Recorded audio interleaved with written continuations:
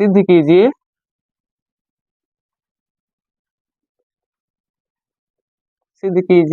कि √5 एक अपरिमेय संख्या है।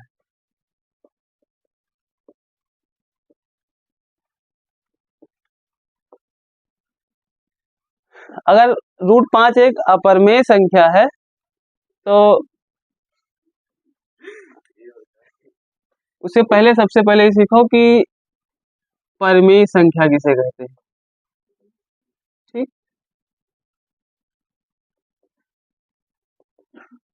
परिमेय संख्या किसे कहते हैं? तो वह संख्या जिसे हम a/b किसके a/b या यूं कहा जाए कि p/q ऐसे लिख सकते हो तो उसको क्या कहते हैं? परिमेय संख्या। जैसे अगर 3/4 है या फिर है मान कर चलो कि 2/5 है तो ये संख्या का है? परिमेय संख्या है। ठीक, इन दोनों में कंडीशन है कि a/b के रूप में लिखा होना चाहिए। पहला, कोई भी नंबर या कोई भी संख्या परिमेय संख्या तब होती है जब उसे हम a/b के रूप में लिख सके और a तथा b सह अभाज्य हो। क्या हो? सहअभाज्य हो और b नॉट इक्वल टू 0। अगर ये दोनों कंडीशन है तो उसे हम कहेंगे परिमेय संख्या। अगर ये दोनों कंडीशन को फॉलो नहीं करता है तो उसको क्या कहेंगे? अपरिमेय संख्या। समझ में आया? तो सबसे पहले एक चीज और भी सीख लो कि क्या होता है सहअभाज्य संख्या। सहअभाज्य संख्या का है। ठीक, तो जैसे मान के चलो अगर कोई संख्या है 5 है, कोई संख्या है 6 है, अगर इन दोनों का उभयनिष्ठ गुणनखंड एक आए, उभयनिष्ठ गुणनखंड का मतलब इसका गुणनखंड करें, अगर 5 का गुणनखंड करेंगे तो क्या आएगा? 1 × 5। और 6 का गुणनखंड करेंगे तो क्या आएगा? 2 × 3। और इसमें भी एक लिख सकते हैं, एक लिखा जा सकता है ना। तो इसका कॉमन फैक्टर मतलब उभयनिष्ठ गुणनखंड क्या आएगा? सिर्फ एक आना चाहिए। तो उसको क्या बोलते हैं हम? सहअभाज्य संख्या। समझ में आया? तो अब बताओ हमें, कोई भी नंबर अगर परिमेय संख्या है तो उसका कंडीशन क्या है? पहला, a/b के रूप में लिखा होना चाहिए। ठीक, दूसरा क्या होना चाहिए? दोनों संख्याएं a और b दोनों सहअभाज्य होने चाहिए। समझ में आया? और तीसरा होना चाहिए कि b नॉट इक्वल टू 0, मतलब यहाँ जो बटे में है वो 0 नहीं होना चाहिए। समझ में आया? तो अब हमें सवाल ये प्रूफ करना है कि √5 का है एक परिमेय संख्या है। ठीक है, अगर √5 एक अपरिमेय संख्या होगा तो कैसे सिद्ध करेंगे वो देखना है, लेकिन उससे पहले जो तीनों कंडीशन है वो दिमाग में रखना है। समझ में आया? अब मान के चलो अगर हम ये कहें कि कोई परिमेय संख्या होगा तो a/b के रूप में लिखा होगा। अगर वो परिमेय संख्या नहीं है तो a/b के रूप में लिखा भी जा सकता है, लेकिन उसकी और दो कंडीशन जो है वो फॉलो नहीं करेगा। समझ में आया? सीधा सीधा ये जानो कि या तो परिमेय संख्या हो या तो अपरिमेय संख्या हो। समझ में आया? हम क्या करेंगे कि √5 को एक परिमेय संख्या मान लेंगे। जब पहले क्या मानेंगे? परिमेय संख्या। और अगर वो परिमेय संख्या के जो उसके जो कंडीशन है उसको संतुष्ट नहीं करेगा तो हम कह देंगे कि ये अपरिमेय संख्या है। बस समझ में आया? देखो एक तरीके से बस समझ में आएगा। माना √5 एक परिमेय संख्या। क्या है? √5 एक परिमेय संख्या है। यहाँ प्रूफ क्या करना है? अब हमने इसका उल्टा मान लिया कि √5 का है एक परिमेय संख्या है। अगर √5 एक परिमेय संख्या है तो क्या कर देंगे? √5 को हम a/b के रूप में लिख सकते हैं। ठीक, अब √5 बराबर a/b लिख सकते हैं जहां का है, जहां a तथा b सहअभाज्य संख्या है। कौन सी संख्याएं हैं? सहअभाज्य संख्या है। तथा b नॉट इक्वल टू 0 है और b का मान 0 नहीं होना चाहिए, b मतलब बटे वाला नीचे। अब क्या करेंगे, इसका गुणा इधर करा दो, इसका गुणा इधर, तो ये हो जाएगा √5b बराबर ये। फिर क्या करेंगे, दोनों पक्षों का वर्ग करने पर, दोनों पक्षों का वर्ग करने पर।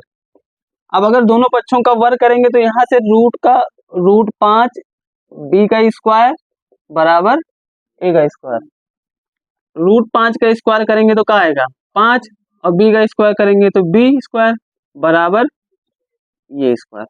कोई दिक्कत है इसमें? 5 को इधर भेज दो तो b स्क्वायर बराबर क्या होगा a स्क्वायर बटे 5। क्या इतना समझ में आ सकते हैं? अब इसका मतलब क्या होता है, ये b स्क्वायर बराबर ये स्क्वायर बटे 5 लिखा है, इसका मतलब ये हो रहा है कि a स्क्वायर को 5 भाग कर रहा है तब b स्क्वायर आ रहा है। बात समझ में आया? अरे बटे में लिखा है तो इसका मतलब क्या होगा, भाग करना। जैसे अगर कहीं पे लिखा हुआ हो 25/5 तो इसका मतलब क्या होता है, 25 को हम 5 से भाग कर रहे हैं, ये तो है। तो यहाँ पे क्या लिखा है a स्क्वायर बटे 5, तो इसका मतलब ये हुआ कि ये स्क्वायर को 5 विभाजित करता है। ठीक, ये स्क्वायर को 5 विभाजित करता है। अब अगर ये स्क्वायर को 5 विभाजित करता है तो a को भी 5 विभाजित करेगा, a को भी 5 विभाजित करेगा।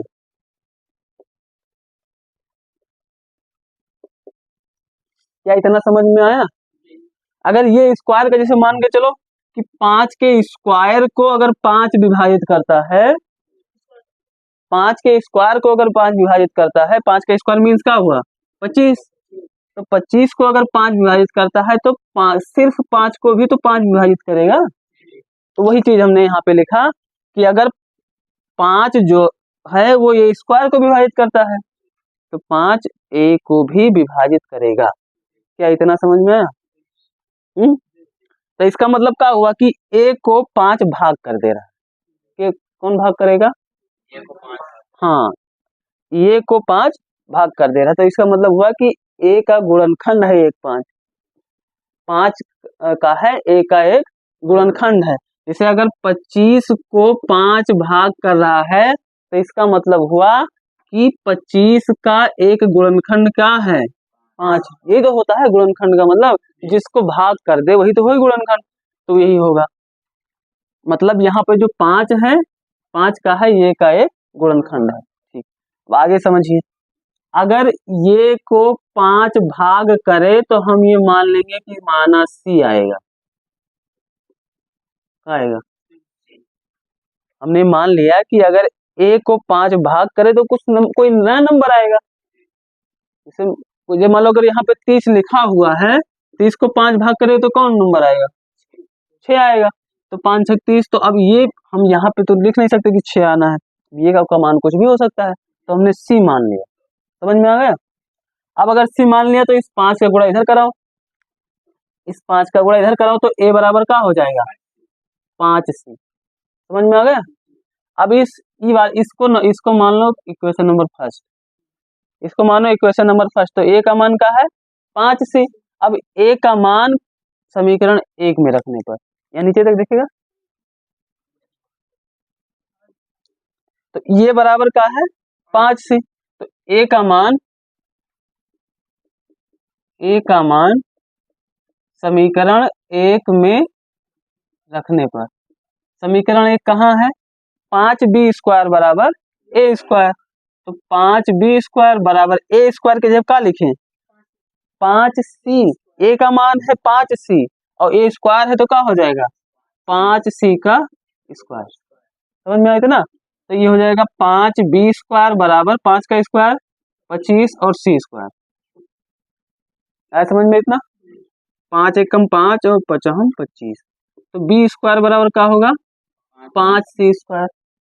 इस 5 को इधर भेज दो, यहाँ क्या होगा b स्क्वायर बटे 5 बराबर c स्क्वायर। इसका मतलब क्या हुआ कि बी स्क्वायर को 5 विभाजित करता है, ये तो हुआ।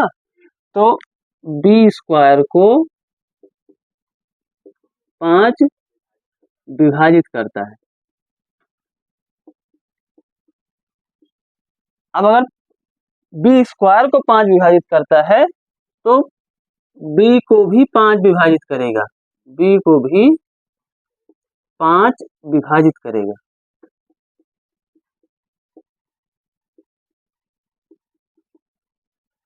समझ में आ गया? अब क्या हुआ दोनों समझो। 5 ए को भी भाग करता है, यहाँ पे देखो 5 ए को भी विभाजित करता है और 5 बी को भी विभाजित करता है। मतलब क्या हुआ, अभी हमने समझाया था कि सह अभाज्य होने चाहिए।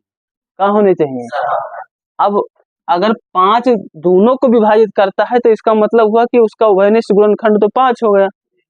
ए में भी 5 आया और बी में भी 5 आया, तो ये और बी दोनों का गुणनखंड कौन हो गया? 5। तो जब 5 दोनों का गुणनखंड हो गया तो क्या होगा कि वो सहभाज्य होगा? तब सहभाज्य नहीं होगा। समझ में आ नहीं है? 5 ए को भी भाग करेगा, 5 बी को भी भाग करेगा। देखो यहाँ बी को भाग कर रहा है, 5 यहाँ ए को भाग करेगा। तो चूंकि 5 ए तथा बी दोनों को विभाजित करता है, दोनों को विभाजित करता है, अतः 5 उभयनिष्ठ गुणनखंड, 5 उभयनिष्ठ गुणनखंड। अब अगर 5 उभयनिष्ठ गुणनखंड है तो इसका मतलब क्या हुआ? अतः हमारी कल्पना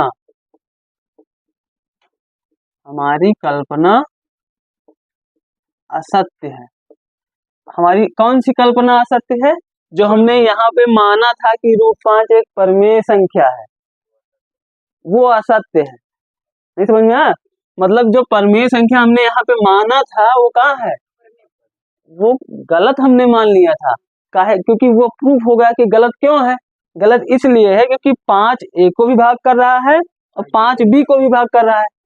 अगर ये परमेय संख्या होती, अगर ये परमेय संख्या होती तो क्या होता कि उसका उभयनिष्ठ गुणनखंड सिर्फ 1 होता। 1 क्यों होगा? क्योंकि सह अभाज्य संख्या है, इसलिए क्या होता? उभयनिष्ठ गुणनखंड केवल क्या होता? 1 होता। और यहाँ पर 5 है दोनों का उभयनिष्ठ गुणनखंड। मतलब ये हुआ कि जो मैंने माना था वो गलत मान लिया। समझ में आया? क्योंकि 5 ये तथा बी दोनों को विभाजित करता है, अतः 5 उभयनिष्ठ गुणनखंड है, अतः हमारी कल्पना असत्य है। इसलिए जब हमने माना था इसको परमेय संख्या, तो इसलिए अगर ये परमेय संख्या नहीं है तो क्या होगा? अपरमेय संख्या होगा। बात समझ में आया? अतः हम कह सकते हैं कि √5 एक अपरमेय संख्या है।